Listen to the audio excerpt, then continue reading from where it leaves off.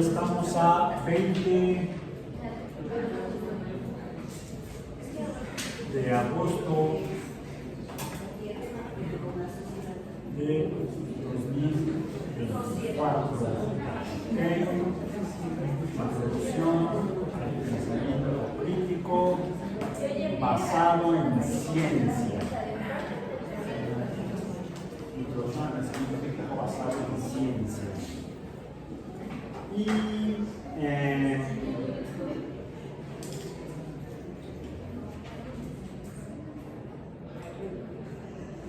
déjenme comenzar con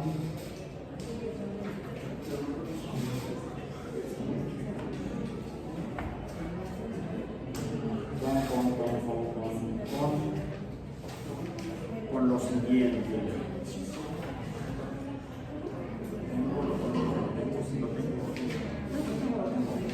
Lo tengo aquí.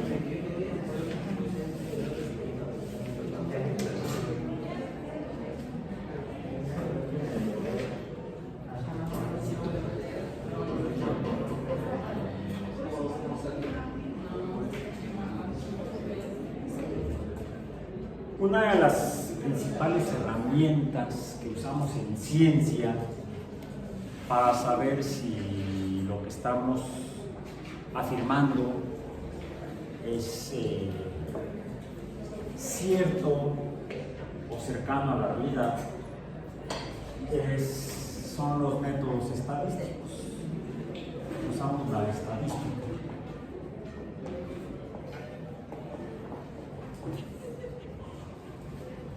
Ya mostramos en una sesión previa la curva de distribución normal y la curva de distribución paranormal.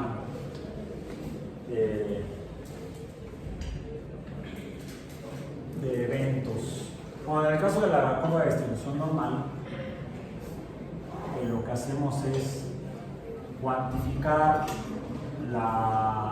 el evento que queremos, que afirmamos, se puede, por ejemplo, determinar por características, por cualidades. Por ejemplo, que las poblaciones animales o poblaciones biológicas, poblaciones de especies, tienen características que no todos son, que muestran que no todos son idénticos. Aún los clones son diferentes. Hay diferencias entre clones. Y esto incluso lo utilizan en medicina los pediatras para verificar si las criaturas que llevan los padres a revisar con el pediatra si están teniendo un desarrollo adecuado, si están sanos o si presentan alguna situación de salud, de alteración de la salud, algún tipo de cuadro patológico, alguna enfermedad. Una de las cantidades que suelen medir, por ejemplo, la talla, el tamaño, la estatura. Y así, de hecho, desde que nacen los bebés, bueno, por cierto, ya no lo reciben los pediatras, ahora lo reciben los neonatólogos. Bueno, sea neonatólogo o pediatra, pasan al pediatra para que haga el seguimiento de cómo está creciendo la criaturita del Señor. Utilizan lo que son tablas de crecimiento, donde aquí lo que se grafica es la talla, si son bebés en centímetros, contra la frecuencia en una población. Por cierto, el pediatra tiene que tener idea de cuál es el origen étnico, podríamos decir, del bebé que está revisando. Porque si observamos una curva de crecimiento o de talla desde, vamos a decir, 0 semanas, talla no me digo, talla. No sé si sería talla, a la edad correspondiente, al año de edad. Se han medido un montón de niños y niñas. Por cierto, se tienen que medir niños y niñas. Y lo que se ha observado es que a cierta edad, mientras que una curva de niños pudiera tener esa forma, la curva de niñas podría estar desplazadas a la izquierda. ¿Sí? En el caso de los humanos, sí, no importa en qué grupo étnico se haga, hay un cierto dimorfismo sexual. ¿Sí? En cuanto a la talla, por ejemplo, es más, digamos que la media, como la moda, esté más a la derecha en hombres que en mujeres. Creo que fue casual que dibujé la raya más a la derecha en azul y más a la izquierda en rojo. No es por prejuicio, porque por ahí dicen, no, es que los niños son azules y las niñas son rosas. No, a ver, yo todos los veo igual, dependiendo del grupo étnico, eso sí. En poblaciones con más melanina en la piel, ya todos los veo con la misma tonalidad, ¿no? Yo no veo niños azules y niñas rosas. Bueno, sí, puede llegar a haber niños azules cuando tienen problemas, ya sea de baja temperatura o problemas de oxigenación, presentación, tonalidad cianótica se dice, o sea, un poco azulados, pero no tiene que ver con el género. Se pueden ver niñas cianóticas como niños cianóticos, niños azules y niñas azules, en cuanto al tono de la piel. No, es un prejuicio cultural, al menos en las sociedades occidentales, donde se representa a los hombres, a los niños con azul y a las niñas y a las mujeres en rosa. Pero yo en ese sentido no tengo ningún prejuicio. Pequeño yo usaba muchas playeras y camisas color de rosa, me gusta mucho el color de rosa. Igual me gusta el azul, me gusta el negro, me gusta entonces. Pero sí se observa un cierto dimorfismo en cuanto a que el promedio en talla en hombres es mayor que en mujeres, y lo que se obtiene en una población es que a la misma edad va a haber una mayor proporción entre valores máximos y mínimos de talla. Aquí tendríamos la media o promedio, y tendríamos la moda en el valor que tiene mayor frecuencia, que tiene un valor más alto, es la talla que se llama en estadística moda, no porque pase, es otro aspecto. Mientras que en el caso de las mujeres estaría más hacia la izquierda. Suelen tener una talla promedio menor que la de los hombres a la misma edad. Hay que tener cuidado cuando se usan tablas de estas edades, porque si uno usa valores o este tipo de concepto y dice, no, pues es que los hombres son más altos que las mujeres. Ah, sí, seguro. A lo mejor en bebés de hasta 1 año de edad sucede, y sí, los hombres empiezan a crecer un poco más aún cuando son infantes, o sea, hasta los 3 años todavía que las mujeres. Sin embargo, hay una etapa en el desarrollo cronológico de los humanos en los cuales las mujeres son a la misma edad, en promedio, de mayor talla que los hombres. ¿En qué etapa es esa? En la pubertad, en la alcoholescencia, la adolescencia, no, esa viene después. En la pubertad, las mujeres alrededor de los 10 años, más o menos, entre los 8 y los 10 años, empiezan a tener una talla más alta que la de los hombres. Entonces empiezan a ver a los hombres por encima del hombro. Y es quizá alguna de las, supongo, puedo hipotetizar que es una de las causas para las cuales algunos no lo superan. No me refiero a la talla, sino a los complejos, los traumas,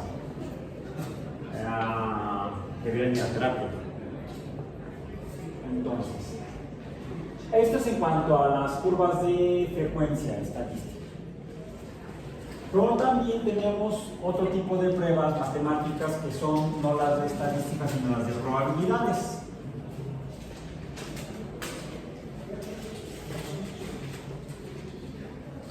probabilidad, donde lo que vemos es, usamos herramienta estadística para hacer pruebas de probabilidad para ver la certidumbre de los eventos observados.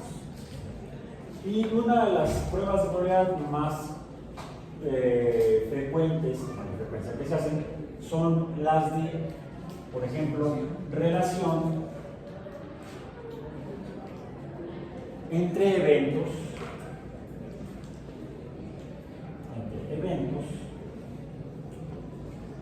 que específicamente se determinan mediante, a veces con un número, que por cierto no se llama relación, sino que se llama correlación, el coeficiente de correlación, donde el coeficiente de correlación en particular es un valor que se encuentra entre 0 y 1, que cuando el estudio muestreal estadístico presenta datos que haciendo las pruebas de correlación, el valor de coeficiente de correlación se acerca a 1, uno puede con confianza afirmar que hay una relación específica real, causa-efecto, entre ambos fenómenos o variables. Y eso puede dar pie luego a que se hagan modelos matemáticos que describen la relación entre ambas variables o ambos fenómenos mediante, pasamos de la estadística a la probabilidad para cambiarle. Son métodos diferentes, pero que van en línea para conocer con base en ciencia. Pasamos a la determinación de funciones o el planteamiento de funciones, que son modelos matemáticos que describen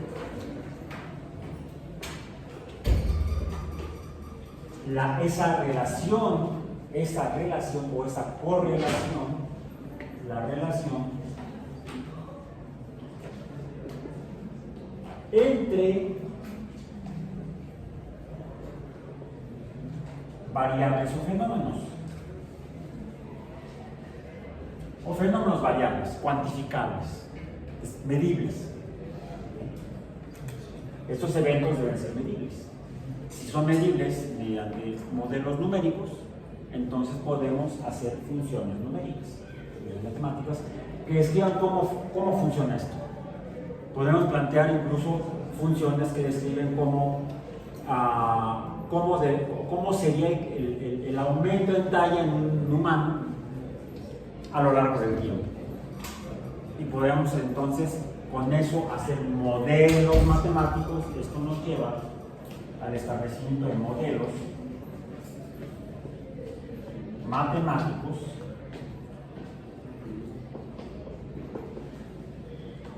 que terminan describiendo finalmente el funcionamiento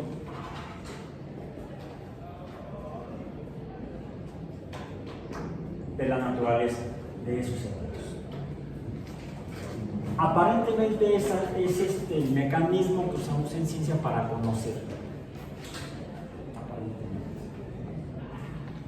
Y se hacen, por ejemplo, se buscan relaciones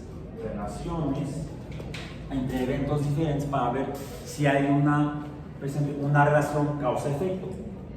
Que suceda el fenómeno A provoca que suceda el fenómeno B, o que al menos afecte al fenómeno B. Podría haber una relación de causalidad, de generación de un segundo fenómeno a partir de un primero que opere, o de alteración o modificación de un fenómeno causado por otro fenómeno que estamos observando. Por ejemplo, si vemos que ahorita está el día soleado, vemos mucha luz directa del sol. Y si en un momento viéramos que ya no se ve la luz directa, podríamos con confianza afirmar, está nublado. Y quizá podamos decir, va a llover. Parece que va a llover. El cielo se está nublando. parece que va a llover. Ay, mamá, me estoy mojando. Hasta el arte se basa en correlaciones científicas medibles, cuantificables. A veces se encuentra que la probabilidad es relativamente menor a 1 o tiende a ser más baja. Eso podría hablar de fenómenos complejos, como los fenómenos meteorológicos.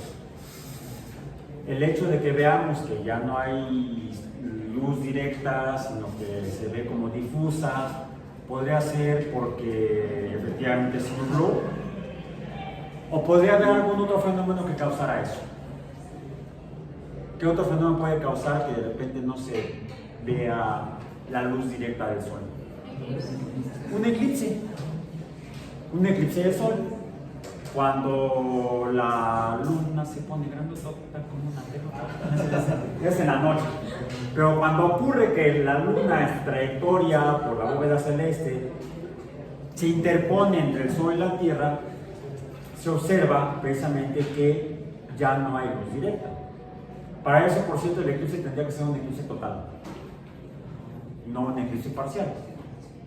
El eclipse total, como ocurrió, fue este año, sí, este año, ¿verdad?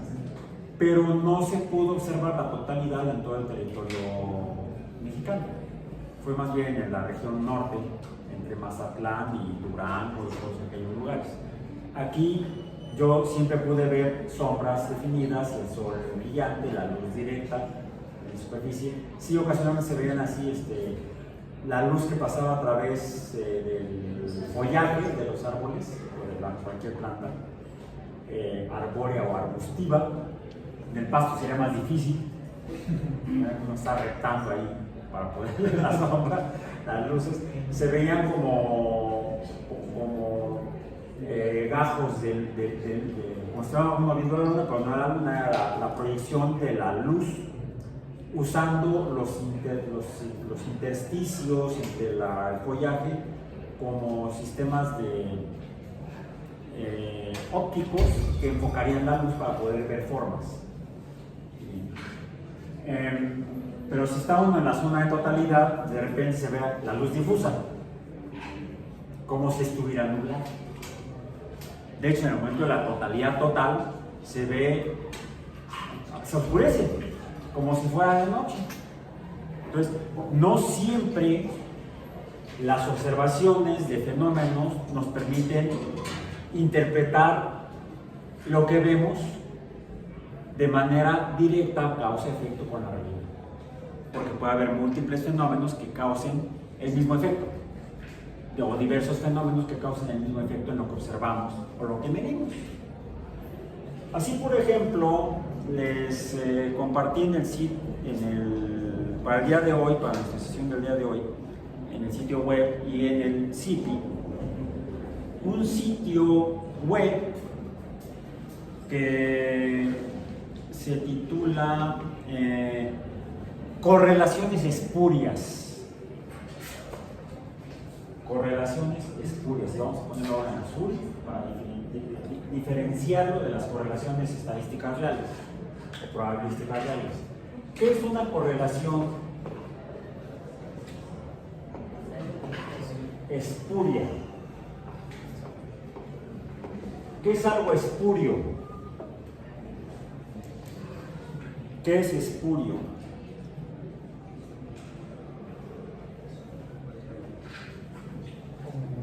¿Qué es espurio? Te noto algo circunspecto, nefelibato y taciturno. ¿Necesitas algo? Y me responde, sí, un diccionario.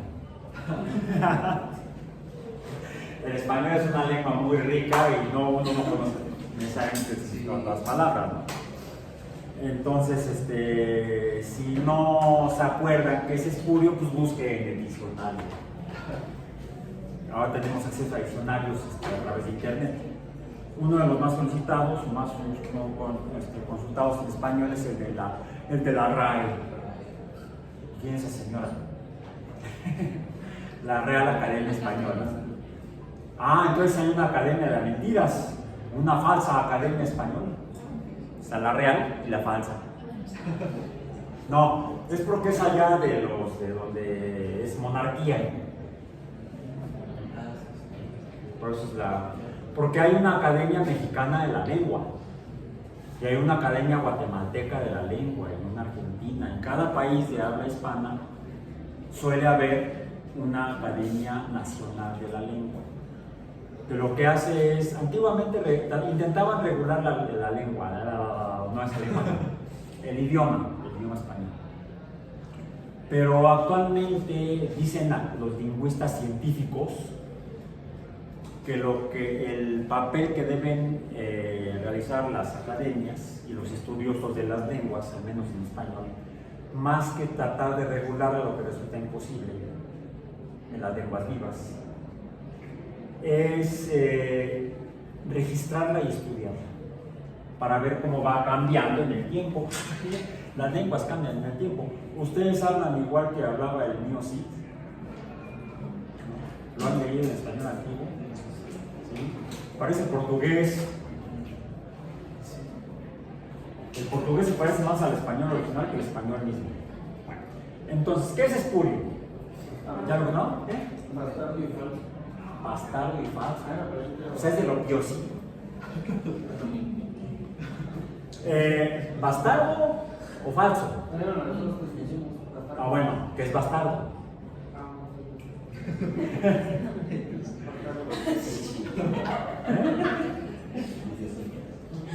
No es que llegaste después de la hora, no, esto es más tarde. Y es con V. Esa del güey que no sabe pronunciar. Con de vaca. Se trae que ser medio güey para salir con la B de vaca. Entonces, ¿cómo es es bastardo? Que degenera de su origen o naturaleza. ¿Mande?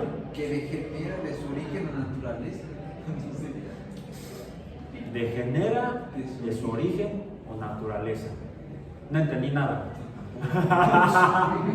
Bueno, dicen que Guillermo bueno, no sería Guillermo, sería William the Conqueror. Guillermo el Conquistador de Inglaterra, en el año 1200 y feria,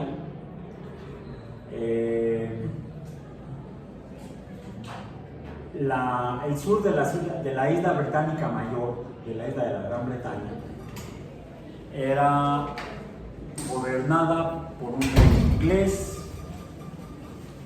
Eran anglos, por eso eran ingleses. El rey Eduardo, no me acuerdo.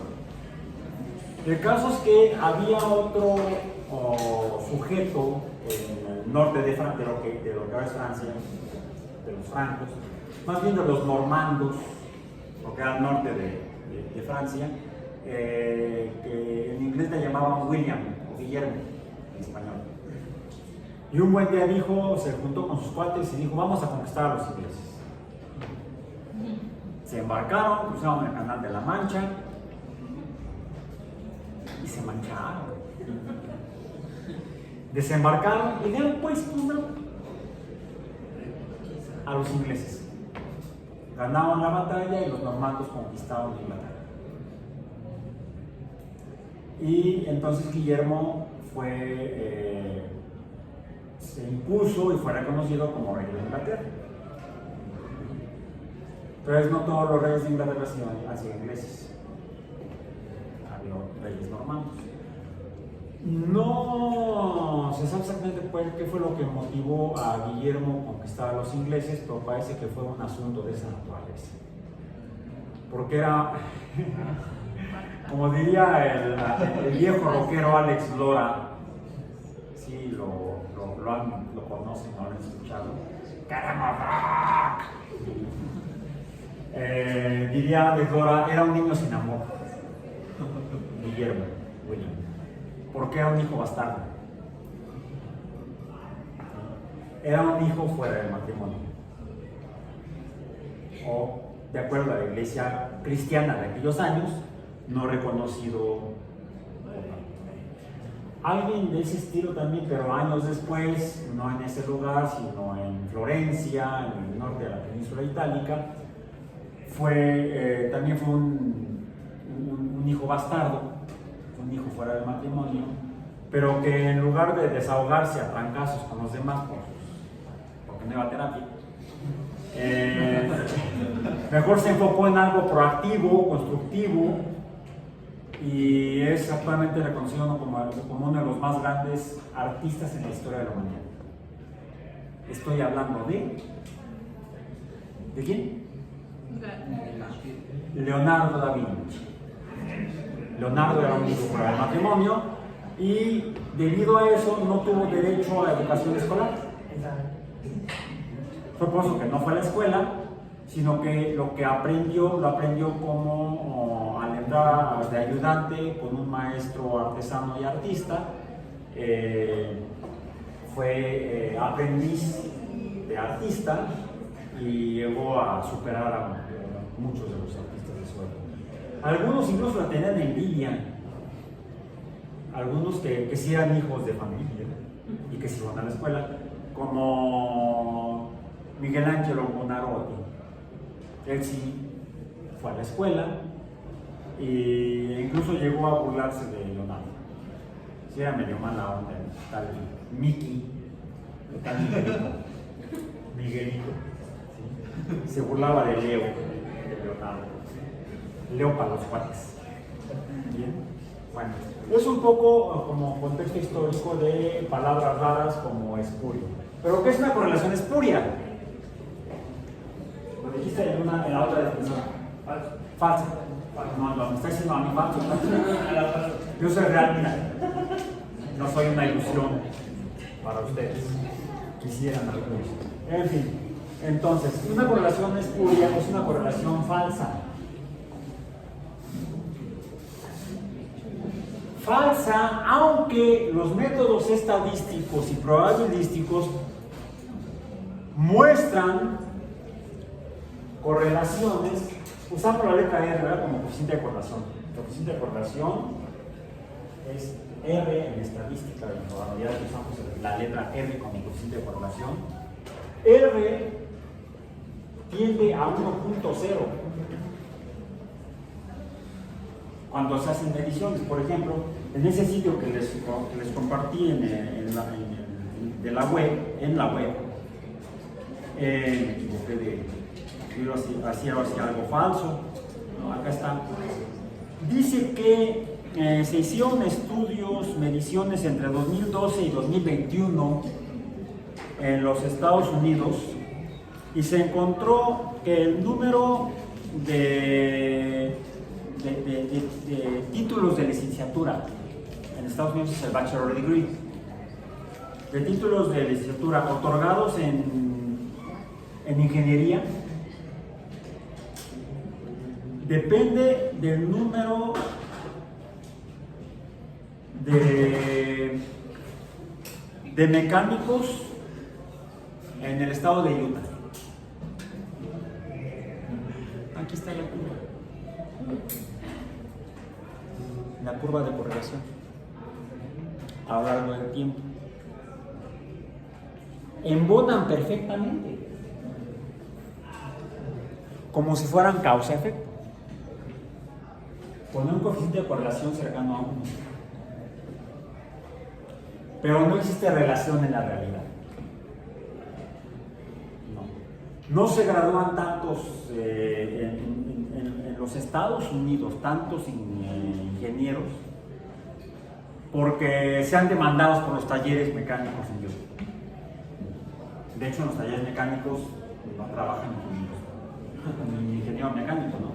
Trabajar el maestro Tuercas, por ejemplo.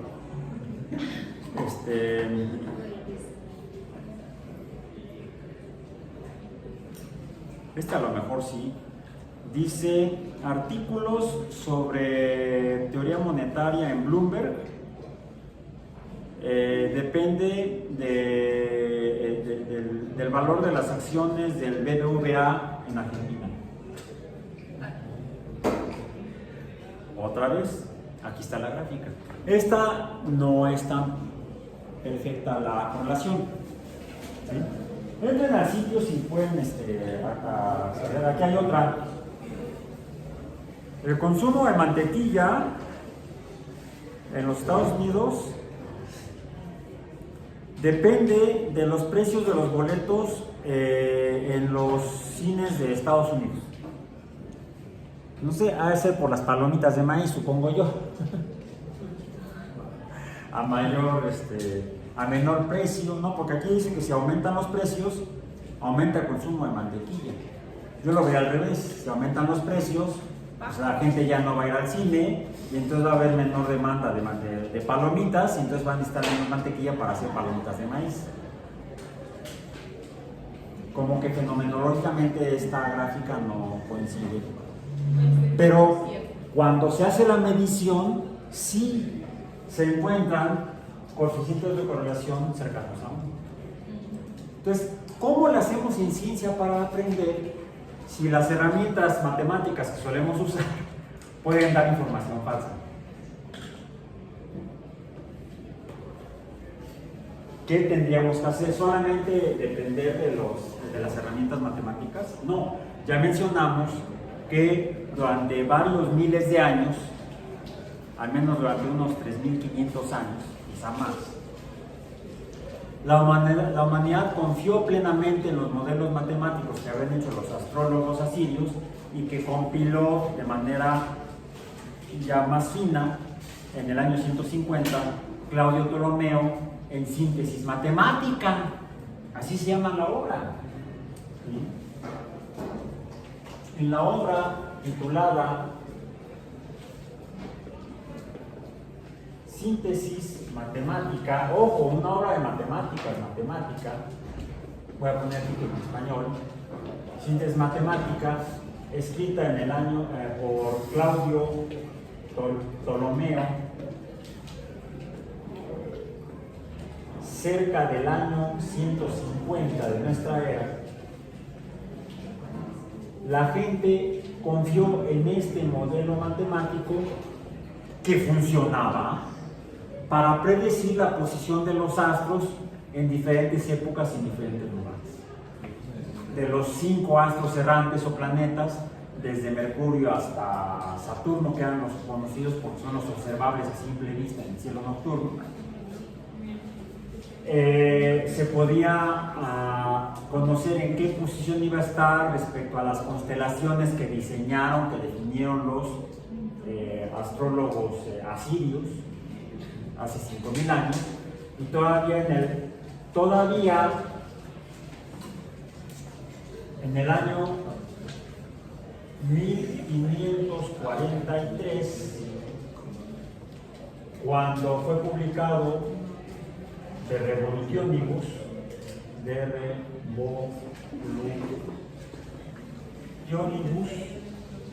por Nicolás Copérnico,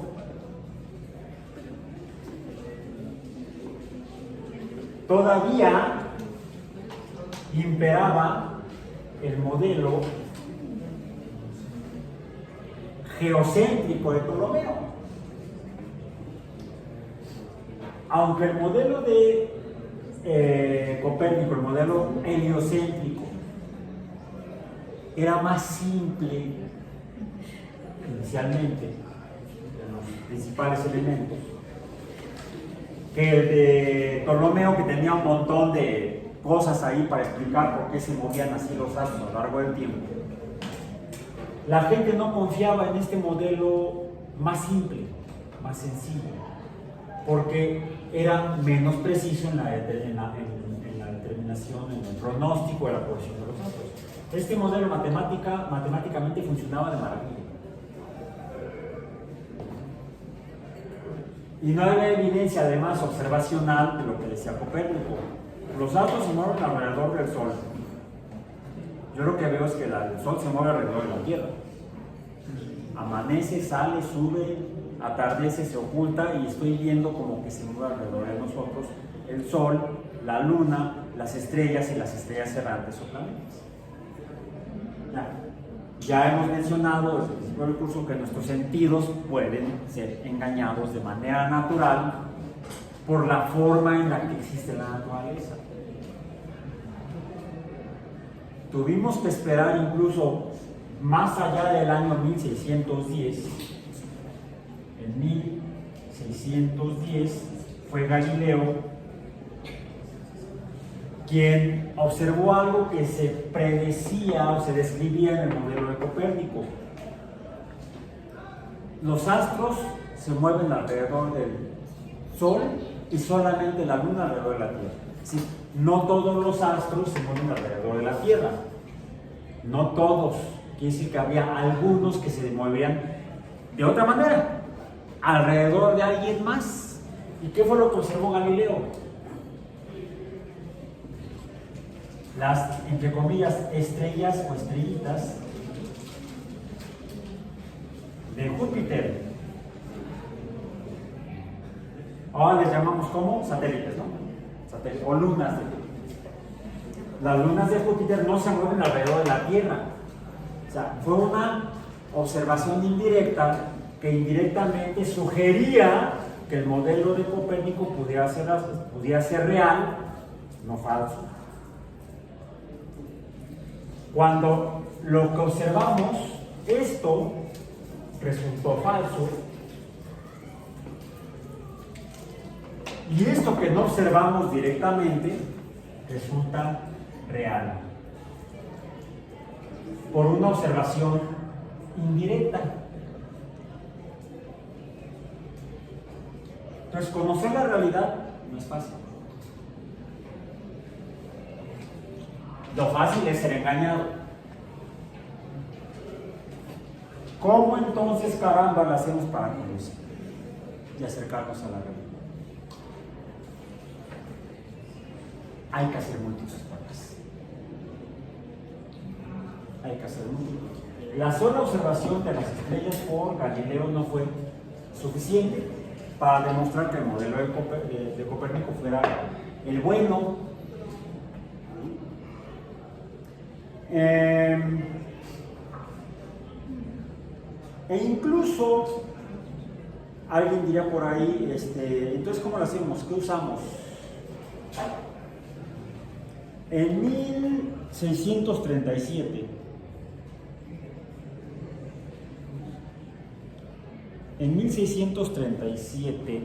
esto por acá. Pongámoslo por acá. ¿Sí o no? No sé. Voy a ponerlo con rojo para que se note. En 1637, fíjense, es más, Galileo todavía vivía, es más, son contemporáneos. Galileo, y voy a poner aquí. En 1632 fue cuando Galileo fue llevado a juicio. 1632, por andar diciendo esto. Por andar diciendo que esto era real. En 1637, un matemático francés, René Descartes,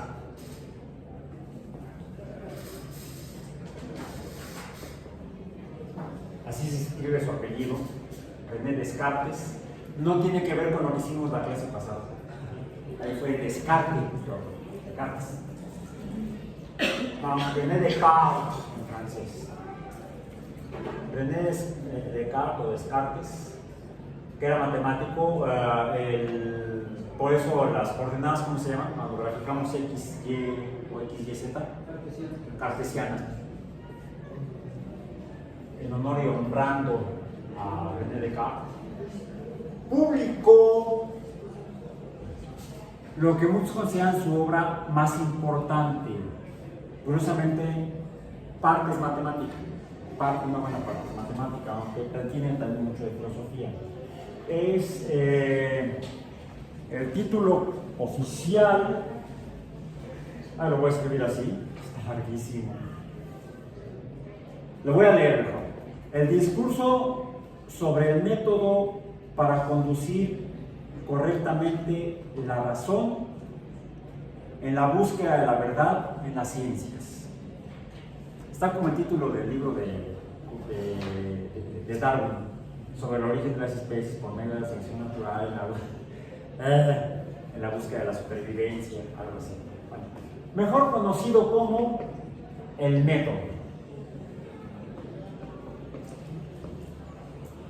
Algo que quizá podríamos concluir es que los títulos de los libros más antiguos eran más sencillos, ¿no? Síntesis matemática, de revolución, y por cierto a este le pegaban en su título, no era. Todavía el de 1610 de Galileo se llamaba El mensajero sideral. Pero ya el de René Descartes de 1637, el discurso sobre el método para conducir correctamente la razón y la búsqueda de la verdad en las ciencias. Algunos le pegan aquí que el método científico.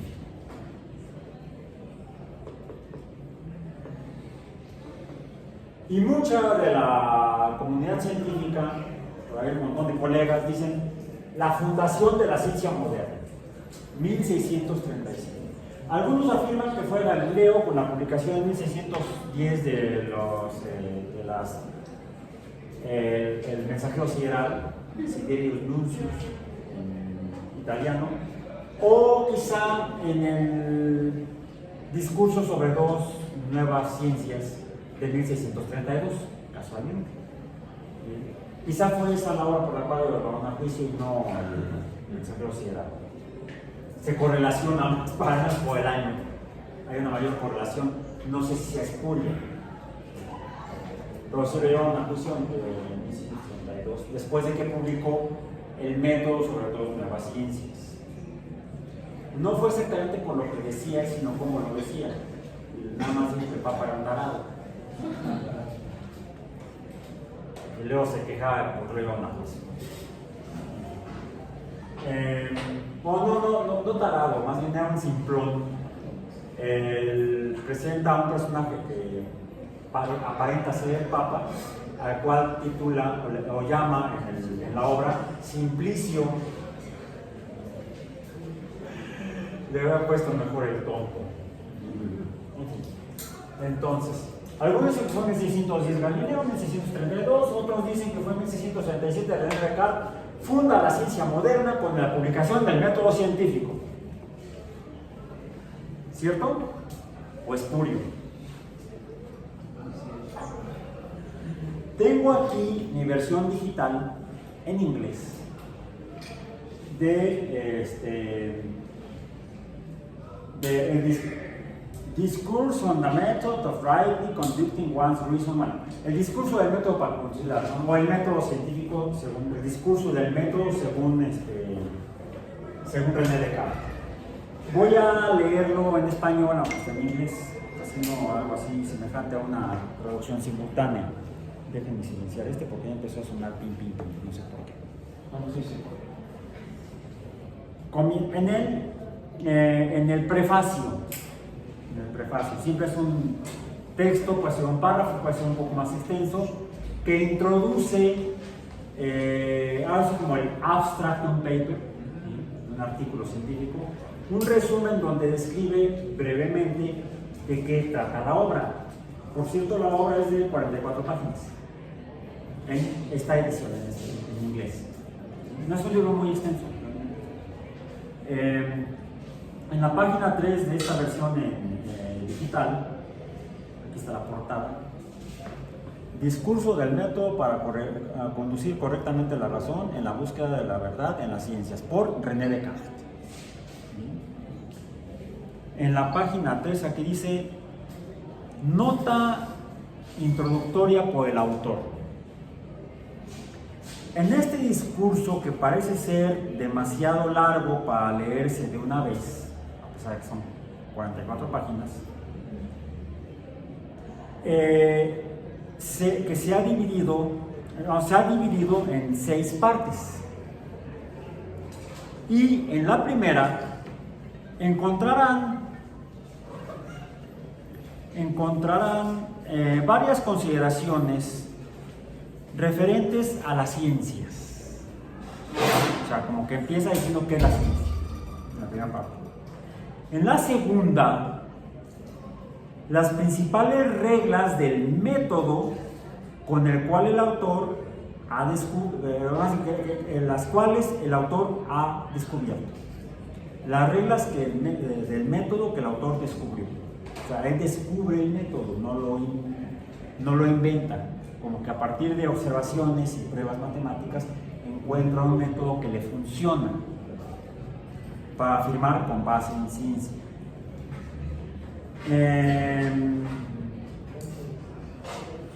En la tercera, ciertas reglas de la moral que el autor ha deducido a partir de este método. A partir de un método o de las reglas del método para las ciencias, incluso deduce reglas para la moral. En la cuarta parte, las razones por las cuales establece la existencia de Dios y del alma humana.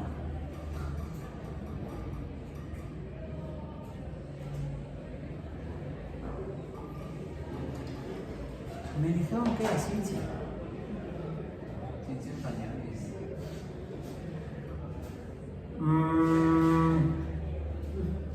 Recordemos 1637. Todavía no nacía, pero poco después nacería otra persona que sería matemática también. Sería matemático. Y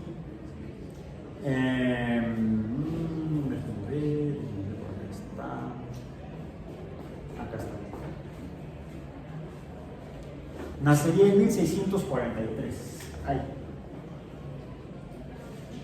1643. Lo voy a poner ahora en azul. O sea, ¿cuántos años? 6 años después de que Descartes publicó el método científico. En 1643. Un año después de la muerte de Galileo, por cierto. Galileo murió en febrero de 1642.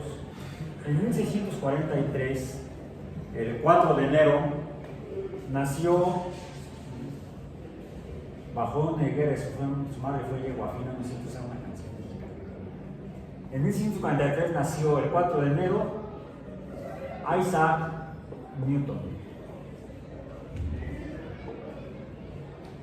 quien a los 18 años de edad, 18 años de edad, entra a la universidad a estudiar matemáticas, en la Universidad de Cambridge, creo que sí.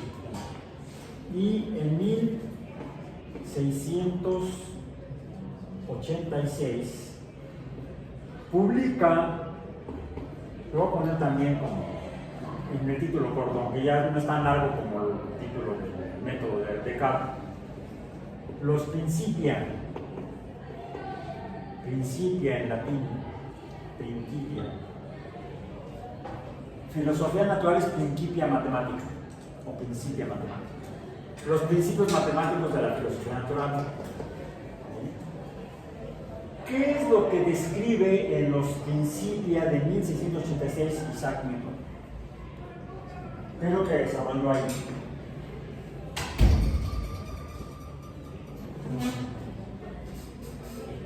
¿Qué publicó ahí? Ahí sí es un libro gordote, es una cosa de este pelo. Las leyes que descubrió. Las leyes que descubrió sobre... en realidad, de hecho, son creo que 5 o 6 libros compilados en un solo volumen que conocemos como el libro de los Principia Matemática. O filosofía natural, principios matemáticos, los principios matemáticos de la filosofía natural, que son como, les digo, son como 5 o 6 libros, no me acuerdo exactamente cuántos. En los que cada libro desarrolla una temática específica. En algunos de ellos desarrolla lo que muchos físicos o matemáticos presumen que es el cálculo infinitesimal o cálculo diferencial. Entonces aquí desarrolla el cálculo. Podemos decir su método de cálculo. porque en la misma época hubo otro matemático, solo que no en las Islas Británicas, sino en el mero continente europeo, en lo que ahora es Alemania, Leibniz, que simultáneamente y sin estar en comunicación constante con Newton, sí se conocían entre sí, Leibniz y Newton, pero cada quien trabajó por su lado. Leibniz desarrolló un método para cálculo infinitesimal, o sea, para cálculo diferencial, que por cierto es el que estudiamos hoy en día. No usamos el cálculo de Newton, aunque todo el mundo, vamos a llevar el curso del cálculo de Newton, mentira. Usamos el cálculo de Leibniz. El de Newton era más demasiado complejo. Es más, el único que lo entendía era él. Y por eso, para explicarlo en el libro de los Principia, lo explicó con base en geometría. Porque si no, nadie lo hubiera entendido. Desarrolla el cálculo infinitesimal o diferencial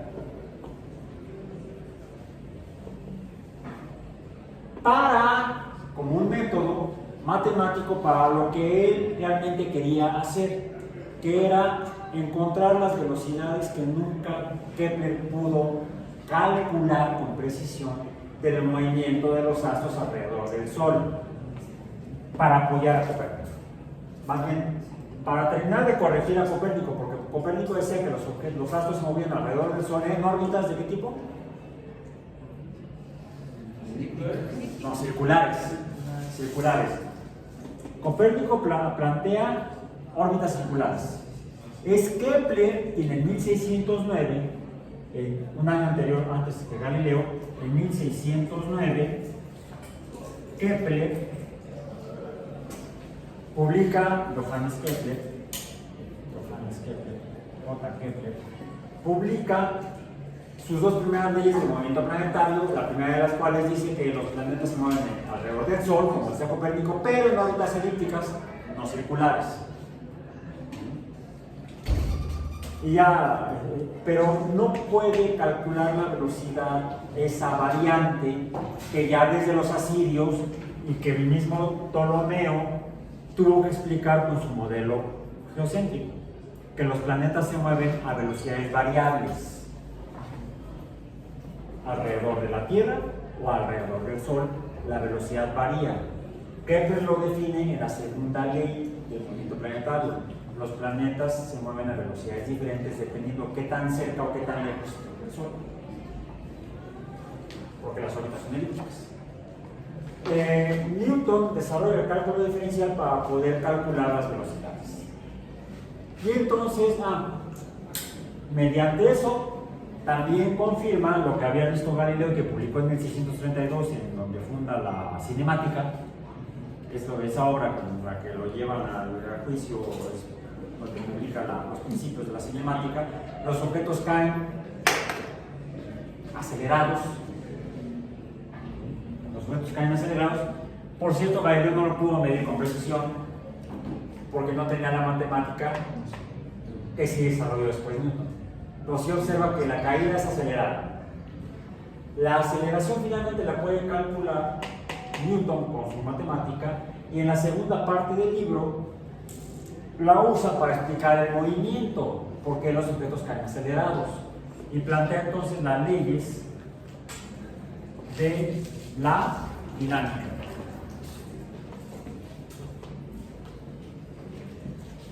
¿Cómo conocemos en ciencia? ¿A través de lo que observamos? No. ¿A través de lo que medimos? Depende. A través de la verificación de la medición, donde se demuestre que son efectivamente causa-efecto. Y el primero que empieza a hacerlo sí es Galileo, cuando en 1632 describe en su discurso sobre las nuevas ciencias los experimentos que él llevó a cabo y que verificó una y otra vez, como por ejemplo el del plano inclinado. No midió la caída de los objetos verticales. Hay otro mito de la historia de la ciencia. Es que se subió a la torre de Pisa y dejó caer bolas de madera y bolas de plomo y le mandaban a los granaderos para bajarlo porque estaba comportándose como vándalo, estaba arrojando cosas a la gente. No, eso es mito. Nunca hizo experimentos en la torre de Pisa.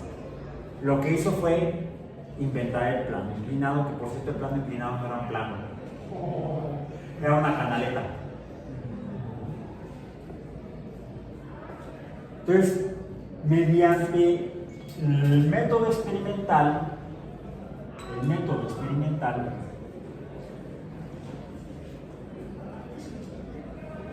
se verifican las predicciones de los modelos y se ve que efectivamente la causa provoca el efecto descrito. Luego, además, usamos los métodos estadísticos para verificar que lo que estamos midiendo como experimento se acerca a la realidad. Haya una correlación real, ya no una correlación falsa. Entonces, de esta manera es que Galileo empieza a introducir el método experimental que utiliza luego Newton para revisar las leyes de Kepler, desarrollar el cálculo y explicar cómo se mueven las cosas.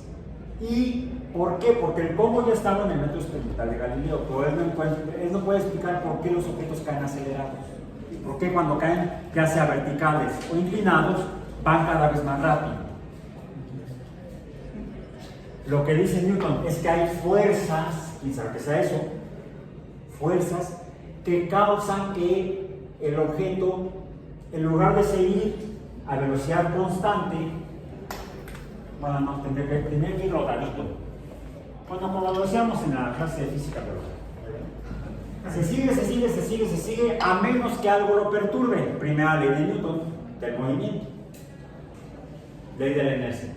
Segunda ley de Newton, se detiene o se mueve porque algo lo provoca, las fuerzas. Y la tercera, si se empuja para un lado, se empuja para el otro. Acción-reacción. Bueno, ¿y eso para qué carambas? La tercera parte de la obra de Newton, de los Principia, con base en las dos anteriores, describe la causa del movimiento variable de los planetas. ¿Por qué? Porque de alguna manera cuando el Sol y el planeta están cerca, el Sol jala más al planeta y entonces va más rápido. Y cuando está más lejos, pues la fuerza es menor y entonces todo se mueve más despacio. Porque el Sol no lo está jalando en ese momento. Entonces, describe la gravitación.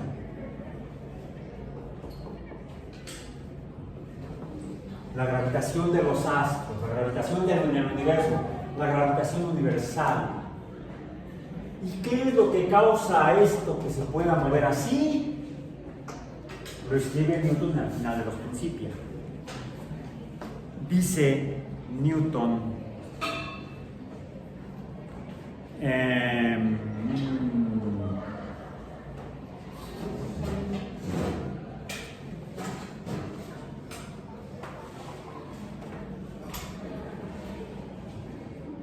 aquí está. Los 6 planetas primarios. ¿Por qué 6 planetas? Ya incluye la Tierra, por supuesto. Es el modelo de Copérnico. Los 6 planetas primarios giran alrededor del Sol en círculos concéntricos y con movimientos dirigidos hacia la misma parte y casi en el mismo plano. 10 lunas giran alrededor de la Tierra, Júpiter y Saturno, o sea, las distribuye. Ya para tiempos de Newton ya se habían descubierto pues los 4 de Júpiter por Galileo, se habían descubierto en Saturno otros tantos, y en total eran 10 lunas o satélites. Aquí lo dice Newton. De hecho, sí, efectivamente, ya Huygens había descubierto Titán alrededor de Saturno. En círculos concéntricos a ellos, o sea, los planetas, con la misma dirección de movimiento y casi en los planos de las órbitas de esos planetas. Pero no es concebible que simples causas mecánicas puedan dar origen a tantos movimientos regulares, ya que los cometas abarcan todas las partes de los cielos en órbitas muy excéntricas. Por ese motivo, por ese tipo de movimiento pasan fácilmente a través de las órbitas de los planetas y con gran rapidez. Y sus afelios, donde se mueven más lentamente y donde se detienen más, retroceden a las mayores distancias entre sí y así sufren la menor perturbación entre sus atracciones mutuas. Dice que no, las causas no pueden ser mecánicas. Entonces, ¿qué onda? En otro párrafo, continúa. Este bello sistema del Sol, planetas y cometas, solo puede proceder de la obra y dominio de un ser inteligente y poderoso. Y dicen que Newton acabó con las ideas religiosas para explicar el universo. No, aquí lo dice. En el nombre de Dios, por Zeus. No sé si Zeus u otro, ¿no? Sin embargo, es interesante cómo termina este párrafo. Y si las estrellas fijas son los centros de otros sistemas iguales, o exoplanetas, estos formados por el mismo sabio, otra vez, deben estar sujetos a su dominio, especialmente porque la luz de las estrellas fijas es de la misma naturaleza que la luz del Sol. La luz de las estrellas fijas es de la misma naturaleza que la luz del Sol. ¿Qué otras cosas estudió Newton? Y lo publicó, y ahora tenemos como uno de los fundamentos de la ciencia moderna.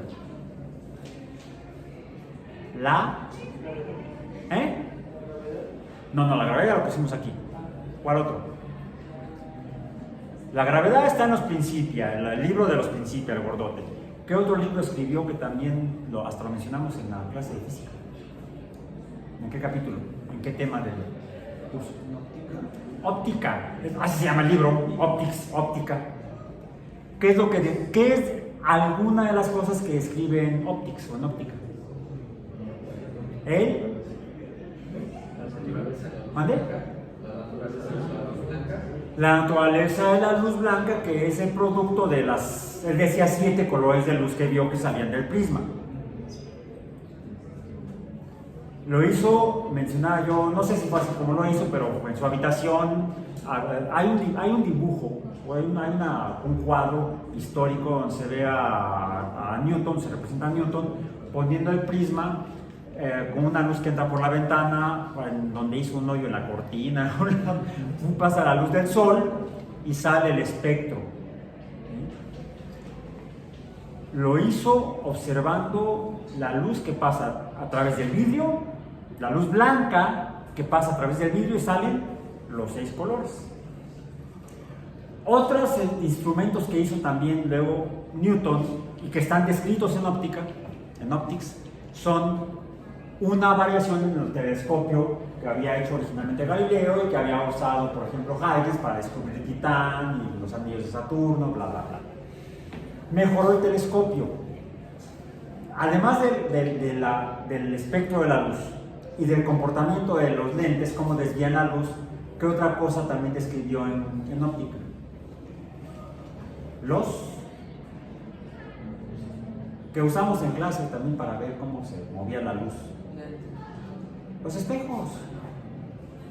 Describe la refracción de la luz en lentes y la reflexión de la luz en los espejos. Y algo que él observó, y está escrito en óptica, es que aunque los espejos también refractan la luz, la refractan menos que los lentes. La refracción es la que provoca que se vean los colores de la luz blanca. De hecho, si ustedes usan un telescopio como el de Galileo, los objetos se ven, en los astros que se ven, planetas o estrellas, se alcanza a ver el espectro de la luz. Porque los lentes refractan la luz, no solamente hacen que los objetos se vean más grandes y más cercanos, sino que también se ve en las orillas el arcoíris, los colores del arcoíris, el espectro de la luz visible. Y es lo que observó Newton, que de la luz blanca del Sol salen los 7 colores, según él, de la luz blanca, y es lo que observaba él en los telescopios primeros que hizo, por eso, para reducir la refracción, porque lo que se ve a través del telescopio se ve feíto, no se ve tan límpido, tan nítido, debido a la refracción. Lo que hizo fue inventar un telescopio que hacía con espejos curvos. De esa manera reducía la refracción de la luz provocada por los lentes. Mejoró el telescopio. Se llama el telescopio newtoniano, por eso, que es un telescopio que se usa usa lentes, pero también usa principalmente espejos para hacer la imagen grandota. Bueno, si ve el espectro de la luz en el Sol y ve el mismo espectro en las estrellas, ¿cuál es la conclusión? Pues que las estrellas son soles, o el Sol es una estrella. Fue otra cosa que descubrió. Casualmente no hizo el énfasis Newton, pero sí está en este párrafo. Porque la luz de las estrellas fijas es de la misma naturaleza que la luz del Sol. Y la luz de cada sistema pasa a través de todos ellos. Y si los sistemas de todas las estrellas fijas debieran por su gravedad caer mutuamente entre ellas, el amigo imaginario de Newton, habría colocado esos sistemas a distancias inmensas entre sí, para que no choquen. ¿Cómo es la explicación final que da Newton de la gravitación universal?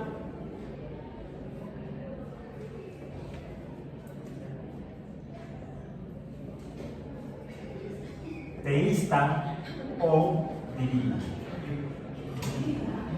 ¿Le echa la culpa a qué? Pues, tanto René Descartes como Newton se siguen apoyando en interpretaciones mágico-religiosas para explicar el funcionamiento del universo. ¿Cómo sabemos que sabemos lo que sabemos? ¿Cómo podemos, primero, estar lejos de que la afirmación que estamos haciendo sea falsa, o sea, acercándonos a la realidad? ¿Y será posible dejar de echarle la culpa a aquel? Ya ven que le cargan cada milagrito. Si Dios quiere, dicen por ahí, o por ahí dicen, no, primero Dios. No sé. ¿Cómo le hacemos? Bueno, echamos mano de el método experimental, de modo que verifiquemos que efectivamente son causas y efectos no mediados por ninguna fuerza sobrenatural. O tal vez sí. De hecho, hoy en día, las estructuras, cuerpos, organizaciones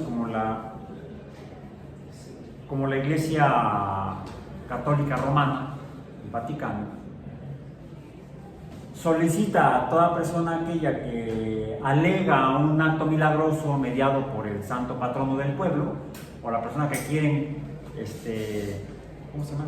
¿Cuál es el término?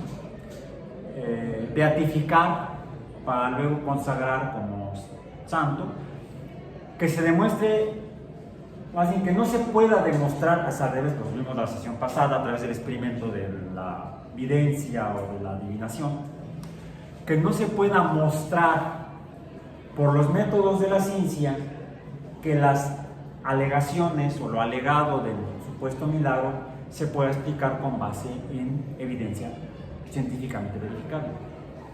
Y entonces los organismos de los grupos encargados de revisar los casos en el Vaticano le conceden una primera categoría de tal vez sea santo, beato, se hace la beatificación de la persona correspondiente.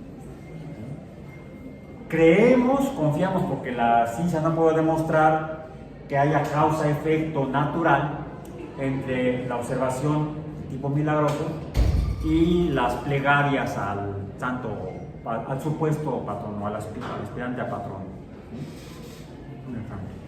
Entonces, para terminar, Eh,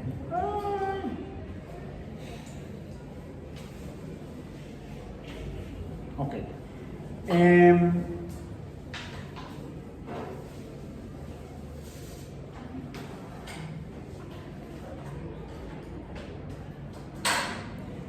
Es por eso que debemos ser muy cuidadosos cuando afirmamos o hablamos con base en ciencia. BC, basado en ciencia. Todo primer postulado de explicación de algo no es definitivo. Es provisional, posible y tal vez probable. Se asume que puede haber alguna relación causa-efecto. Llamemos de presunción. Se presume causa. Siempre me pasa esto. Causa-efecto. ¿Y esto cómo se llama? Hipótesis.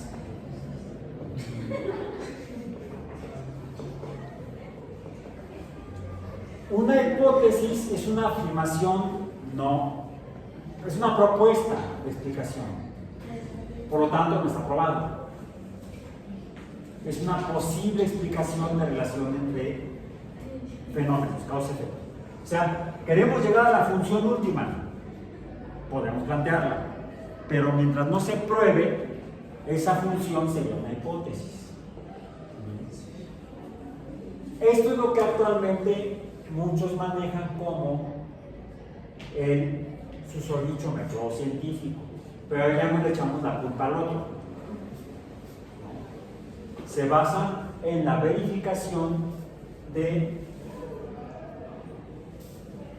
así el método con técnicas, tecnologías, etcétera, entre comillas, experimental. ¿Y por qué digo que es entre comillas? A ver, por ejemplo, en paleontología podemos hacer experimentos. En astrofísica podemos hacer experimentos. Vamos a tomar un planeta y lo ponemos acá y lo hacemos. Agarramos una galaxia, le damos vuelta. No. No siempre el método propuesto para probar algo es experimental, puede ser observacional. En la medida de lo posible se manipula, o sea, se hace experimentación como manipulación de las variables. Pero si no, se hace observacional y hay que tener mucho cuidado cuando es observación. El método. Una vez que se hace toda esta parafernalia de obtención de los números y la verificación, o los modelos matemáticos correspondientes, estadísticos, probabilísticos, etc., se llega a una explicación provisional probada. Es una explicación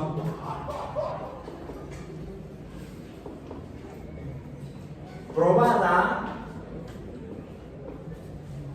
pero no verificada.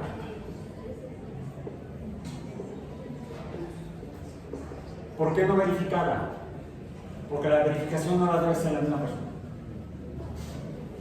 No, ya lo hice 10 veces, lo hice 100 veces y siempre me salió igual. Y si las 100 veces te equivocaste igual. No. Aunque está muy pervertido ya, todo por los chinches puntos, para la beca de Thomas o la del Smith. Lo que hacía Newton antes de publicar los Principia, o lo que hacía René Descartes, o lo que hacía Galileo y Kepler, es que se escribían lo que hacían, se enviaban cartas. Galileo le envió cartas a Kepler, describiéndole cómo había hecho su telescopio. Y Kepler se puso a hacer telescopios. Nunca le salieron. Era medio torpe con las manos. Entonces ahí fue por eso que Kepler se convirtió en físico teórico, mientras que Galileo era físico experimental. Ahí cada quien. Algo similar le pasó a Einstein, a mismo no físico, pero sí bioquímico teórico fue James Watson. James Watson era bastante malo en el laboratorio. Fue por eso. La que era excelente experimental era Rosalind Franklin. ¿Okay? Bueno, entonces, la verificación se hace gracias a esa comunicación. Para eso se publica. Para eso se escriben cartas y se escriben, bueno, para eso se escribían los artículos en revista y se publicaban para compartir con los cuates, para que revisaran y verificaran, ¿sí? Verificaban. Entonces, parte de esto aquí se publica con los colegas. Se puede publicar, vamos a decir, en reuniones. Hemos mencionado a Darwin, ¿no? Por ejemplo, en la Sociedad Linneana. Cuando Mendel fue a la Sociedad Botánica de Moravia, fue para contarles lo que había hecho. Fue a hacer público sus experimentos. Para eso iba uno antes a los simposios, congresos, etc. No era turismo académico. Ahora es para juntar puntos. Pero antes era para compartir con los colegas. Para que entonces ellos repitieran los experimentos o las observaciones y verificaran la tesis. La tesis sale de la experimentación. Una vez que se verifica la tesis y se acepta por consenso, tenemos ahora sí una teoría científica. Una teoría científica es una explicación confirmada y aceptada, verificada, confirmada, verificada y aceptada por consenso. Pero puede surgir que alguien haciendo la verificación encontrar por ahí algún dato que no checa, un dato discrepante. Y entonces, como decíamos por ahí, volveremos a empezar. Toda teoría científica sigue siendo provisional, como lo fue la teoría geocéntrica de Ptolomeo. Funcionaba muy bien matemáticamente, pero cuando empezaron a salir observaciones que no cuadraban con el modelo de Ptolomeo, sino que coincidían más con el modelo de Copérnico, fue que la hipótesis copernicana se convirtió en teoría. Con las observaciones de Galileo, Kepler, Huygens y muchos otros astrónomos, se verificó que Copérnico tenía razón. Bueno, estaba medio chueco, porque no eran circulares, sino elípticas. Las teorías se corrigen y por eso son provisionales. Son provisionales porque se corrigen, mejoran, cambian. Cambian cuando surgen nuevas observaciones. Y es por eso que debemos ser muy cuidadosos cuando usamos el lenguaje de la ciencia. Podríamos escuchar youtubers que hablan de, es que mi teoría sobre lo que pasó en la casa de la tía Pachita y no sé qué. No son teorías. Serían hipótesis que tendrían que ser. Contar con las pruebas, tienen que ser probadas y luego verificadas independientemente por la comunidad de supuestos expertos de la temática para poder afirmar que lo que se está diciendo con explicación del fenómeno observado es efectivamente una teoría, si quieren ponerle la etiqueta de científica. Si están hablando de que, bueno, es que la película de Alien versión 800, resulta que el alienígena es hijo de no sé quién, esa es mi teoría, bueno, ay sí, ok, está bien, sí, lo que quieras, digas y mandes. Será tu teoría de la explicación de la saga de las películas. Pero no podemos etiquetarla como teoría científica. En ese sentido, debemos ser muy cuidadosos en el lenguaje que usamos en ciencia. Y esto está en el documento titulado Teoría de Conjuntos, Set Theory. Lo que pasa es que este es un documento que originalmente hice para el curso de matemáticas. Pero en la lámina número... En la lámina 8 dice el lenguaje de la teoría de conjuntos que es aplicable al método científico. El texto estético produce ambigüedad, violaciones de las reglas de código. Pueden ser sintácticas, semánticas o violaciones a las normas estructurales. Como en las artes. El cine se dice que es el séptimo arte, o la séptima arte, es un arte, y lo que se ve en la pantalla que produjo el equipo de productores, directores, camarógrafos, tramoyistas, choferes, actores, todo lo demás, no tiene por qué ser relacionado con la realidad, puede ser falso. El objetivo primario del cine comercial es el entretenimiento. ¿Mande? No ganar dinero. Y recuperar lo que gastaste.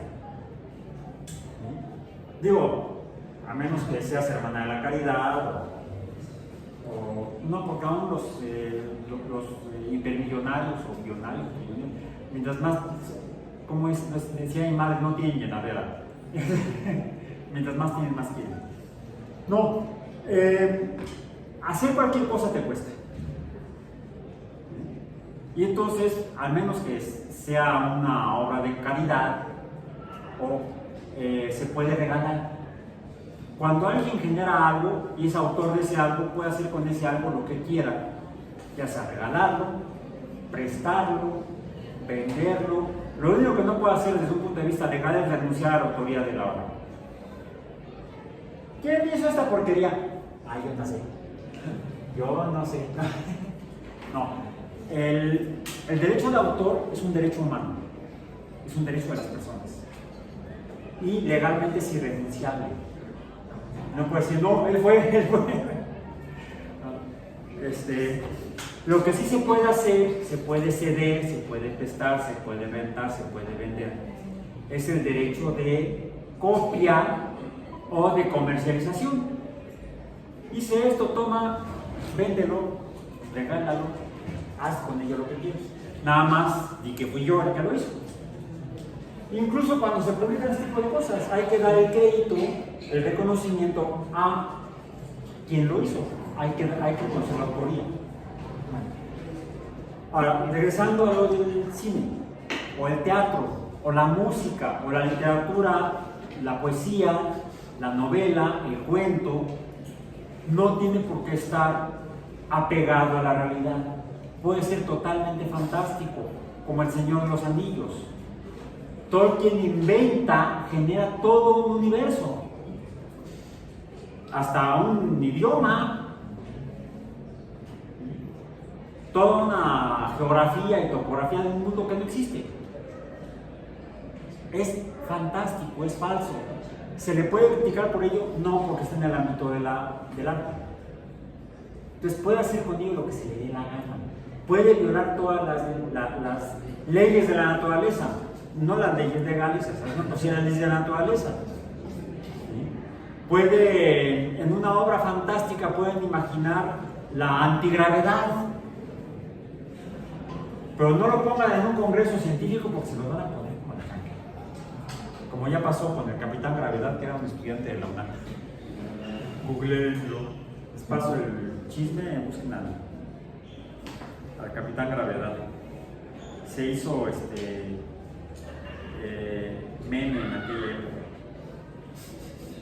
Bueno, entonces, la ambigüedad coloca al espectador en posición de realizar una interpretación. Se dice en arte, ¿qué es eso? Pues lo que usted quiera.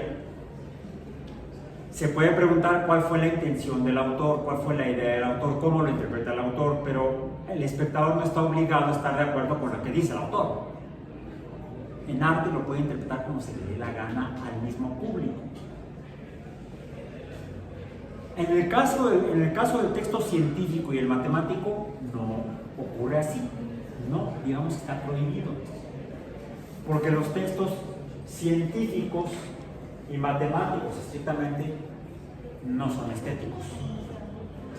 En estética se vale violar las leyes de la naturaleza. En ciencia, ya tienes las consecuencias. Si querías volar, no puedes volar, eres un juguete. O eres un niño, como me pasó a mí cuando tenía 5 años, veía las caricaturas de Superman en la televisión. Se me ocurrió ponerme una toalla como capa, me subí a un sillón, salté y me partí la cara. Me abrí aquí, al estudiarme con el sillón de frente. Bueno, por eso es que los padres tienen que estar al cuidado de los hijos. Sin embargo, es imposible.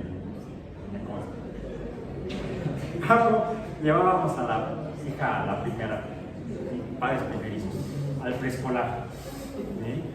Iba con su biberón en la boca, de repente se tropieza y se abre. Cuando llegamos al kinder, llegó mi hija sangrando de aquí y nos recibió la directora y dice: ¡ay, qué bueno que les pasó a ustedes y no a mí! Cierto, de modo. Entonces, hay tres conceptos fundamentales que debemos tener claros cuando hablamos del lenguaje científico. Están en la, no es necesario que lo tomen, está en el documento. Que son el signo, que es aquello que está en lugar de otra cosa. Los modelos y con lo que escribimos los modelos. De hecho, los signos matemáticos representan cosas.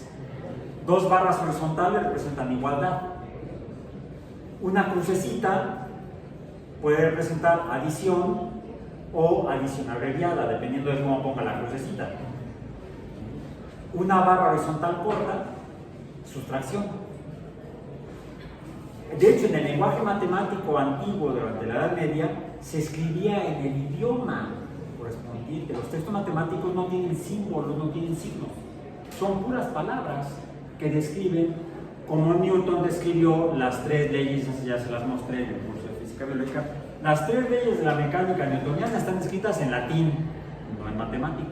No con símbolos matemáticos, no con signos matemáticos, sino con palabras en latín. El signo representa una cosa. ¿A qué cosa? Al objeto. El objeto está en la realidad, así sea en la realidad fantástica. Por ejemplo, los personajes en las historias de Tolkien. Esos son los objetos.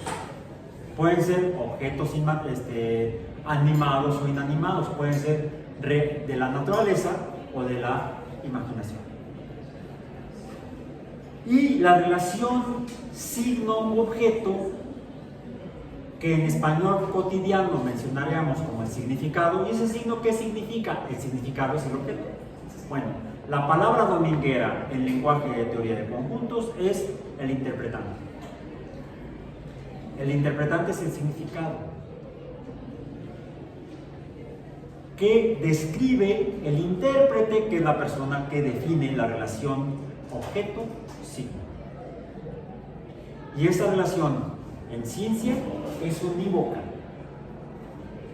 Una teoría es una afirmación probada, no una posibilidad. Una posibilidad en ciencia es una hipótesis. Ya con el youtuber, que haga lo que quiera. Yo no soy youtuber. Y por eso damos por final. Si te gustó, dale pulgar arriba y compártelo con tus amigos. Suscríbete al canal y nos vemos en el próximo.